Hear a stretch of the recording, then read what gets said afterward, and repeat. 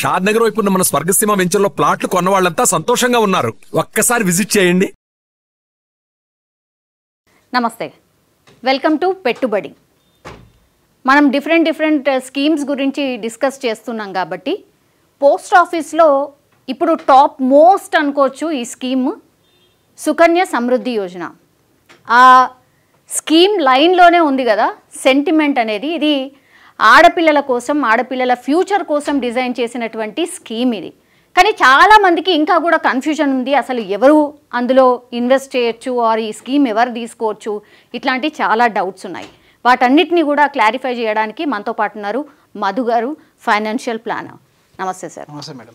Yes, Sukanya Samriddhi Yojana అది వినగానే నిజంగానే ఇది మా కోసం డిజైన్ చేసిన స్కీమే అనిపిస్తుంది సార్.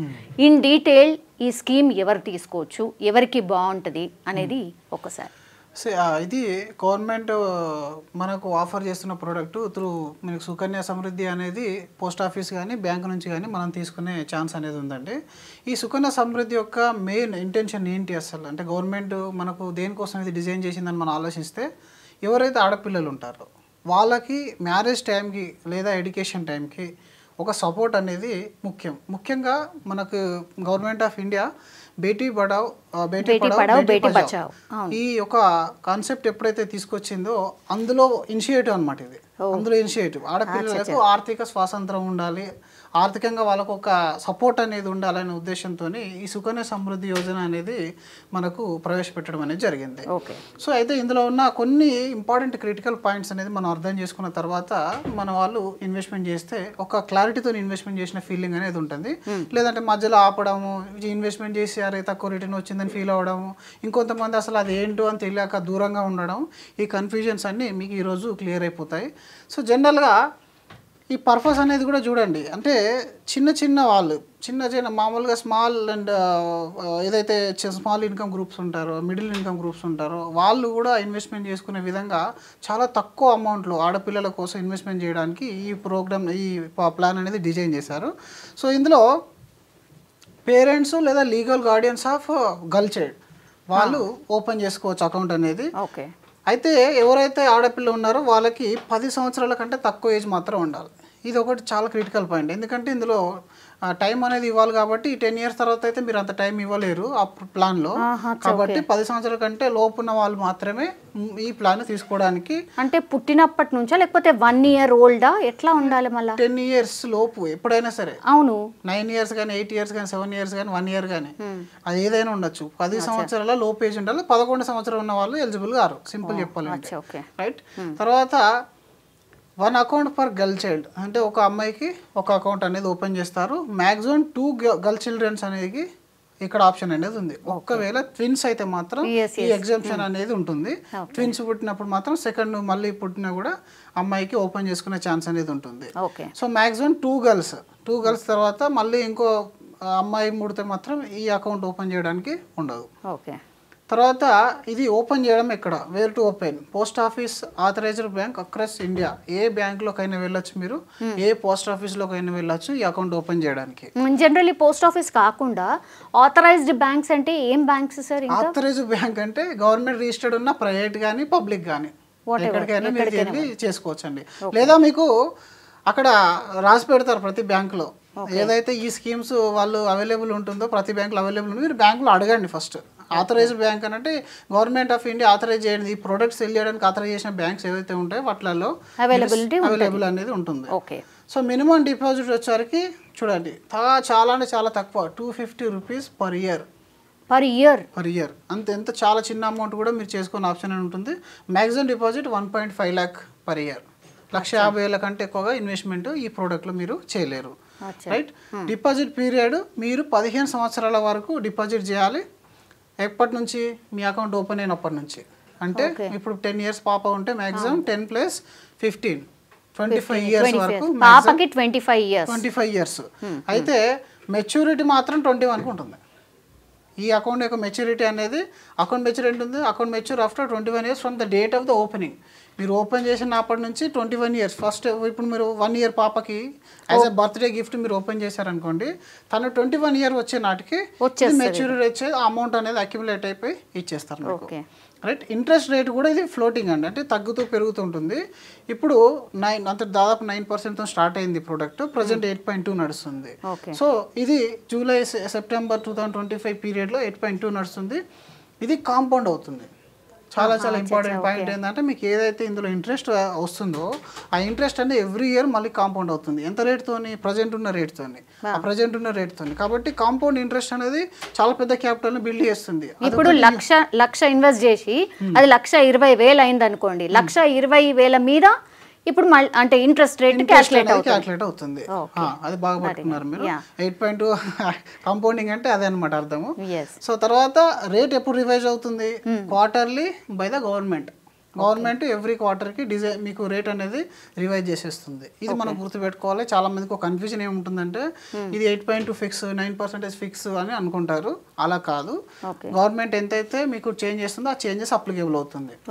ఇంకా విత్డ్రాల్ విషయానికి వస్తే, మరి ఆడపిల్లల కోసం మనం స్టార్ట్ చేసాము, కానీ అందరి జర్నీ ఒకలా ఉండదు కదా. కొన్ని సంవత్సరాల తర్వాత ఫాదర్కి కానీ మదర్కి కానీ మధ్యలో ఇంకేదైనా ఇబ్బందులు వచ్చినప్పుడు, లేదా అమ్మాయికి ఇంకేదైనా వేరే అవసరం వచ్చినప్పుడు విత్డ్రాల్స్ ఎలా ఉంటాయంటే మీకు అప్ టు 50% వరకు విత్డ్రావల్ వస్తుంది after girl turns 18 years. Major కావాల్సిందే 18 సంవత్సరాల తర్వాత మాత్రమే మీ దగ్గర ఉన్న క్యాపిటల్లో 50% విత్డ్రావల్ అనేది వస్తుంది. ఈ 50% దేనికోసం? హయ్యర్ ఎడ్యుకేషన్ కానీ మ్యారేజ్ కోసం కానీ. అంటే చూపించాలా సార్? అంటే మాకు చూపించాల్సింది డెఫినెట్గా మీ ప్రూఫ్ సబ్మిట్ చేయాల్సి వస్తుంది, లేదంటే విత్డ్రావల్ కాదు. ఎనీ టైం విత్డ్రావల్ ఆప్షన్ లేదు. అంటే జనరల్గా మీరు అర్థం చేసుకోవాల్సింది ఏంటంటే మీకు ఏ కష్టం వచ్చినా దీన్ని టచ్ చేయొద్దు అనేది ఈ ప్రోడక్ట్ యొక్క మెయిన్ ఉద్దేశం అనమాట.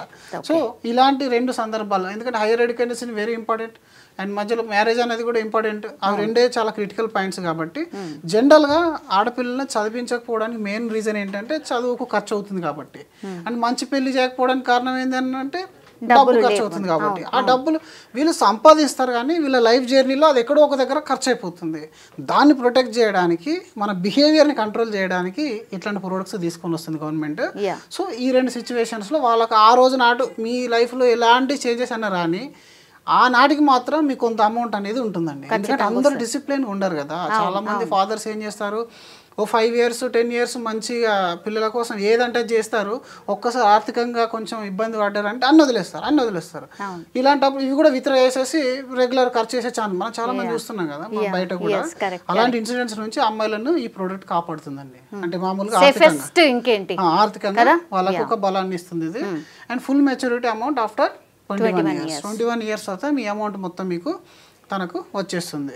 ఆ తర్వాత ట్యాక్స్ బెనిఫిట్ చూసుకున్నట్టయితే investment qualifies for tax reduction under 80C. మీరు ఇందులో ఇన్వెస్ట్మెంట్ చేసేది 80C ప్రకారం 1,50,000 వరకు మాత్రం ఇన్వెస్ట్మెంట్ మీకు ట్యాక్స్లో చూపించుకోవచ్చు పర్ ఇయర్. మ్యాక్సిమం అమౌంట్ అంతే, మ్యాక్సిమం ట్యాక్స్ బెనిఫిట్ కూడా అంతే. బికాజ్ ఫాదరో మదరో చూపిస్తారు కాబట్టి వాళ్ళకు ఒక అడ్వాంటేజ్ ఉంటుంది. And interest and maturity amounts are completely tax free. మీకు వచ్చిన మీ ఇంట్రెస్ట్ దాని అయిన కాంపౌండింగ్ అంతా కూడా ట్యాక్స్ ఫ్రీ అండి. ఎందుకంటే మనం అన్ని రోజులు బ్లాక్ చేసి ఉంచుతున్నాం కదా. ఇక్కడ ఒక మైనస్ ఏంటి, మనకు మధ్యలో ఎక్కడ విత్డ్రావల్ రావట్లేదు. మరి ఈ 2 నేను సాక్రిఫైస్ చేసుకున్నాను కదా. రివార్డ్. సో మనం ఏంటంటే ఏ ప్రోడక్ట్ అయినా సరే ఇందులో యూనిక్ పాయింట్ ఏందనేది అర్థం చేసుకుంటే మీకు అది చాలా బాగా అర్థమైపోతుంది అనమాట. ఆ యూనిక్ పాయింట్ మనం మిస్ కావద్దు.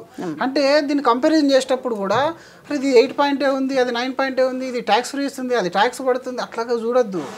ఇక్కడ మీకు ఎందుకు ఇస్తున్నారు tax free? When you are waiting here, ఇక్కడ వెయిట్ చేస్తున్నారు, లాంగ్ పీరియడ్ వెయిట్ చేస్తున్నారు. ఏ అవసరానికి కూడా మీకు రావట్లేదు. ఇది ఓన్లీ ఆ రోజు నాటికి ఇది సేఫ్టీగా ఉంటుంది కాబట్టి దానికోసం ట్యాక్స్ ఫ్రీ ఇస్తున్నారు. సో ఇప్పుడు దీన్ని ఒక ఎగ్జాంపుల్ తో కూడా చెప్పే ప్రయత్నం చేద్దాం. జనరల్ గా చాలా మంది మన దగ్గరకు వచ్చే క్లయింట్స్ కూడా ఒక 5,000 10,000 మాత్రం సుకన్యలో పార్క్ చేస్తాను సార్, కానీ ఎంత వస్తుందో నాకు క్లారిటీ లేదంటారు. ఆన్లైన్లో ఎన్నో క్యాలిక్యులేటర్లు ఉన్నా అది ఒక ఎక్స్పర్ట్ చెప్పడమో లేకపోతే ఇంకొక వ్యక్తి నుంచి వినాలని కోరుకుంటారు. సో ఒక 10,000 మీరు ఇన్వెస్ట్మెంట్ చేస్తే సంవత్సరానికి ఒక 1,20,000 రూపాయలు మీరు ఇన్వెస్ట్మెంట్ చేస్తారు. టోటల్ ఇన్వెస్ట్మెంట్ ఫర్ 15 years, మీరు 15 సంవత్సరాలు కానీ ఎంత 18 లక్షలు ఇన్వెస్ట్మెంట్ చేస్తారు ఈ ప్రోడక్ట్లో. చేసినప్పుడు ఇందులో ఒక ఇంట్రెస్ట్ ఒకవేళ కాన్స్టెంట్గా 8.2 ఉందని అనుకుందాము.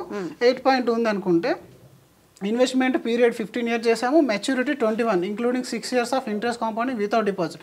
అంటే మొదటి 15 సంవత్సరాలు చేసాము, వదిలేస్తాం. ఆ తర్వాత 15 తర్వాత వదిలేస్తాం, ఏం చేయము. ఇంకా 21 కదా మెచ్యూరిటీ, ఈ 21 దాకా ఇంట్రెస్ట్ కాంపౌండ్ అవుతూ ఉంటుంది. ఈ 18 లక్షలు ఏదైతే ఉంటుందో అది కాంపౌండ్ అయ్యి ఎస్టిమేటెడ్ మెచ్యూరిటీ అమౌంట్ వచ్చి 46,74,000 అప్రాక్సిమేట్లీ అండి. ఇది కూడా ఇంట్రెస్ట్ రేట్ ఫిక్స్డ్ కాదు కాబట్టి ఈ రేంజ్ లో అటు ఇటు అవుతుంది, కానీ మరీ పెద్ద వేరియేషన్ ఏం రాదు. అదృష్టం బాగుంటే ఒకవేళ ఇంట్రెస్ట్ పెరిగితే ఇంకా కొంచెం ఎక్కువ పెరుగుతుంది, తగ్గే ఛాన్సులు ఎక్కువ, అది కూడా చెప్పాలి. కాబట్టి మీరు ఒక 46 లక్షల వరకు అప్రాక్సిమేట్ అమౌంట్ అనేది ఇక్కడ మీకు క్రియేట్ అవుతుంది. Final maturity various depends on the actual quarterly interest rate changes.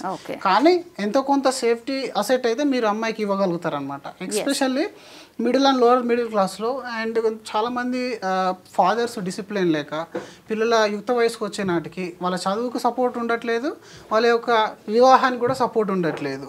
అంతకుముందు ఎంతో రకాలు అంటే ముందటగా పాప పుట్టినప్పుడు మంచి మంచి పెద్ద పెద్ద ఫంక్షన్ హాల్లో బర్త్డేలు చేసి అది చేసిన వాళ్ళు ఒక స్టేజ్ తర్వాత అప్పులో కూరుకొని పోవడం లేదా ఇంకేదైనా ప్రాబ్లం వల్లనో ఇండిసిప్లిన్గా ఉండడం లేదంటే ఇంకేదైనా బిజినెస్లో లాస్ అవ్వడం. ఎందుకంటే అందరి లైఫ్ ఒకలా ఉండదు కదా. ఇలాంటి సందర్భాల నుంచి కూడా మీరు మీ పాపకు ఇలాంటి మంచి పెద్ద కార్పస్ను ఇవ్వచ్చు. దీనివల్ల ఆ రోజు నాటికి ఎంతో కొంత సపోర్ట్ అయితే అవుతుంది.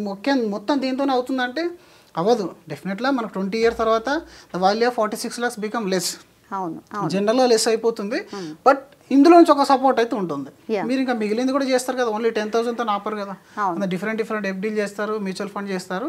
దానితో పాటుగా ఇది ఒక 20% అజంప్షన్ చేసుకోండి. మీకు ఆ రోజు నాటికి ఇది ఒక 20%, మిగిలింది 80%. ఆ విధంగా పెట్టుకోవాలి. మొత్తం సుకన్య సమృద్ధితోనే మ్యారేజ్ చేసేస్తా అంటే అవ్వదు. మొత్తం సుకన్య సమృద్ధితోనే నేను పెళ్లి చేసేస్తా, తనను చదివిపిస్తా ఫారెన్లో అంటే 50 లక్షలు పెట్టుకొని మీరు అమెరికా వెళ్ళలేరు, టికెట్ కూడా రాదు అప్పటికి. అది కూడా అర్థం చేసుకోవాలి అందరూ. అంటే ఉన్నట్టు మాట్లాడుకోవాలి. ఏదైనా సరే మీకు ఈరోజు 50 లక్షలు కనబడుతుంది చాలా పెద్దగా, కానీ 7% ఇన్ఫ్లేషన్ ఉంది. సో ఎవ్రీ 10 yearsకి దాని వాల్యూ సగం అయిపోతుంది. ఆ రోజు నాటికి మీకు 5 lakhs 6 lakhs ఈ రోజు కరెంట్ ఎంతైతే వస్తుందో అది వస్తుంది. రైట్, మనం ఎంత ఇన్వెస్ట్మెంట్ చేస్తున్నాము, లక్షల్లో ఇన్వెస్ట్మెంట్ చేస్తుంది, ఆ రోజు కూడా లక్షల్లోనే ఉంటుంది దాని వాల్యూ, కోట్లలో అయితే ఉండదు. సో అందరూ చాలా మిస్ అయ్యే పాయింట్ ఇది. బట్ ఆ చిన్న అమౌంట్ కూడా సేఫ్టీతో కూడుకొని ఉన్నది. ట్యాక్స్ బెనిఫిట్స్ అనేటివి ఉన్నాయి. అండ్ లైఫ్లో ఏది ఎలా జరుగుతుందో తెలియదు కాబట్టి అట్లీస్ట్ ఒక సింపుల్ సేఫ్టీని మనం ఇవ్వగలుగుతామండి ఈ ప్రోడక్ట్ నుంచి. సార్ ఇంకో డౌట్ ఏముందంటే సార్, మంత్లీ 10,000 కదా సార్, ఒక్కొక్కసారి మనం స్కిప్ కావచ్చు, ఒక్కొక్కసారి మనం కట్టలేం అనుకోండి, అప్పుడు ఎట్లా? సో కట్టకుండా మీరు ఎంతైతే కట్టారో అది అక్యుములేట్ అవుతుంది. మీరు సేమ్ ఇది సేవింగ్స్ బ్యాంక్లో మీరు ఎంత అమౌంట్ పెడితే అంత ఇంట్రెస్ట్ ఇచ్చినట్టే ఇది కూడా అంతే అండి.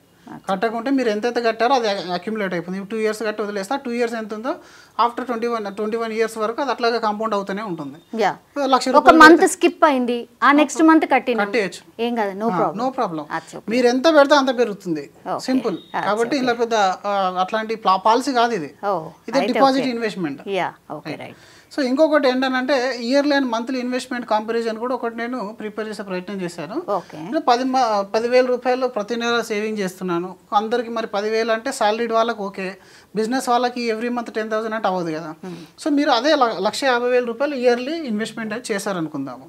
రైట్, ఇప్పుడు ఈక్వలెంట్ అమౌంట్ ఎంత, 12,500 రూపాయలు పర్ మంత్ అనేది మీకు సేవింగ్స్ లాగా ఉంటుంది ఇందులో ఇన్వెస్ట్మెంట్. సో ఇక్కడ మ్యాక్స్ లిమిట్ 1,50,000, మనం ఎంత ఇన్వెస్ట్మెంట్ చేస్తాం 22 lakhs, 8.2% కాంపౌండ్ ఇంట్రెస్ట్ అని అనుకుంటే మీకు 21 years తర్వాత వచ్చే అమౌంట్ 58.4 lakh rupees అప్రాక్సిమేట్లీ వస్తుందండి. ఇక్కడ ట్యాక్స్ బెనిఫిట్ అనేది 1.5 lakhs, ఇక్కడ కూడా 1.5 lakhs. సో ఇక్కడ కూడా ట్యాక్స్ ఫ్రీ, ఇక్కడ కూడా ట్యాక్స్ ఫ్రీ వస్తుంది. సో రెండిట్లలో మనకి అంటే 1,50,000 పైన చాలా మంది కంపారిజన్ చెప్తారు. ఈ 1,50,000 మీద కంపారిజన్కి ఇంత వస్తుంది. ఎందుకంటే మ్యాక్సిమం ఇంతే కాబట్టి మీకు 60 లక్షల ఫండ్ క్రియేట్ కావాలి అనుకున్నప్పుడు మాత్రం ఈ ప్రోడక్ట్ అనేది మీరు ఇప్పుడు మీ ఇన్వెస్ట్మెంట్లో అమ్మాయి గురించి సపోజ్ ఒక సంవత్సరానికి మీరు ఒక 3 లక్షల రూపాయలు సేవింగ్ చేయాలనుకుంటున్నారు అమ్మాయి పేరు మీద. ఆ 3 లక్షల్లో ఇందులో మ్యాక్సిమం 1,50,000 ఉంది. ఈ 1,50,000 ఇందులో మీరు సెగ్రిగేట్ చేశారంటే 50% in safety asset, remaining 50 on మీరు ఎక్కడే డిఫరెంట్ అసెట్లో మీరు సేవ్ చేసుకోవచ్చు. లేదు నాకు ఇంత వద్దు అనుకున్నప్పుడు మీరు ఇయర్లీ 1 lakh చేస్తారా, 50,000 చేస్తారా, మీ చాయిస్. అంటే మీ రిస్క్ టేకింగ్ కెపాసిటీని బట్టి మీరు ప్లాన్ చేసుకోవాలి తప్ప అమ్మాయి గురించి మొత్తం సుకన్య సమృద్ధి పెట్టద్దు. అది కూడా తప్పే, ఎందుకంటే ఇక్కడ ఉన్న రిస్క్ ఏంది, ఇంట్రెస్ట్ రిస్క్, లాంగేవిటీ రిస్క్. ఎంత లాంగ్ టర్మ్ వెళ్ళిన కొద్దీ మీకు ఇన్ఫ్లేషన్ తగ్గిపోతుంది కాబట్టి అదొకటి. 2 రిస్కులు. ప్లస్ పాయింట్ మాట్లాడుకుంటే సేఫ్టీ, మైనస్ పాయింట్ మాట్లాడుకుంటే ఇంట్రెస్ట్ రేట్ అనేది మనకు జనరల్గా ఈక్విటీతో పోలిస్తే తక్కువ వస్తుంది. అండ్ మనకు లాంగ్ పీరియడ్స్ అనేది వెయిటింగ్ అనేది ఉంటుంది తప్ప మీరు ఇప్పుడు డీటెయిల్గా అర్థం చేసుకున్నారు కదా, డిసిజన్ తీసుకోవడానికి ఈజీగా ఉంటుంది. లేదంటే ఇవి రెండింటి మధ్యలో అసలు కంపారిజన్ తెలియకుంటే ఎక్కడ పెట్టానో తెలియదు, ఏ పాలసీ తీసుకున్నా తెలియదు. రైట్. సో కాంపౌండ్ రిటర్న్ కూడా మీకు ఏ విధంగా క్యాలిక్యులేట్ అవుతుంది అనేది కూడా మేము ఇక్కడ చూపించాను చూడండి. ఇంతకుముందు ఆ టేబుల్లో చూపించింది అదే కదా? సేమ్ అదే అంతే. ఇక్కడ మెచ్యూరిటీ అనేది 10,000 పర్ మంత్ చేస్తే 46, 1.5 lakh రూపీస్ చేసేస్తే 58 lakhs. సో దీన్ని సేమ్ ఇక్కడ కూడా మనకి కాంపౌండ్ రిటర్న్ అందరికి తెలిసే ఉంటుంది. సో జనరల్ అయితే ఇది మీరు మైండ్లో పెట్టుకోండి, ఇక్కడ 40 lakhs అనే మైండ్లో పెట్టుకున్నారు అనుకోండి, ఈజీగా అర్థమైపోతుంది. సో ఆడపిల్లలకు ది బెస్ట్ స్కీమ్ అంటారు? ది బెస్ట్ స్కీమ్ అయితే నేను చెప్తాను, ఎందుకంటే మీకు ఇక్కడ సేఫ్టీ అనేది ఉంది. అండ్ మీకు 21 years దాకా ఎలాంటి టచ్ చేయడానికి లేదు, 18 years దాకా అయితే పార్షల్ విత్డ్రాల్ కూడా లేదు. కాబట్టి బ్లాక్ చేసి లాంగ్ 10 years వరకు ఉంచడానికి ఇది ఒక మంచి ప్రోడక్ట్ అని చెప్తాం. సార్ ఇంతకుముందు మనము ఈ పోస్ట్ ఆఫీస్కి సంబంధించిన ఫామ్ ఏదైతే చూపెట్టినామో అకౌంట్ ఓపెనింగ్, అందులోనే మనం చూస్ చేసుకోవాలి వాట్ ఈస్ ద ప్లాన్ అనేది. అదే కదా సార్, దీనికి సుకన్య సమృద్ధికి ఒక ఫామ్ కూడా ఇచ్చినట్టున్నారు, అది కూడా చూసే ప్రయత్నం చేద్దాం ఒక్కసారి సార్. సో ఇది సేమ్ పోస్ట్ ఆఫీస్లో ఉండే అకౌంట్ ఓపెనింగ్ ఫామ్ అన్నమాట. సో ఇందులో మనం ఎవరైతే గార్డియన్ అప్లికెంట్ ఉన్నారో వాళ్ళు ఇక్కడ రాసుకోవాలి. ఆ తర్వాత వాళ్ళ యొక్క అకౌంట్ ఓపెనింగ్ దేనికోసం చేస్తున్నారో వాళ్ళ అమ్మాయి పేరు అంటే మనకి ఎవరైతే డాటర్ ఉన్నారో ఆ డాటర్ పేరు చేసుకోవాలి. ఆ తర్వాత ఎంత అమౌంట్ ఇన్వెస్ట్మెంట్ చేస్తున్నారు, ఆ తర్వాత అది మనం మెన్షన్ చేసుకొని మోడ్ ఆఫ్ పేమెంట్ అనేది మెన్షన్ చేసుకోవాలి.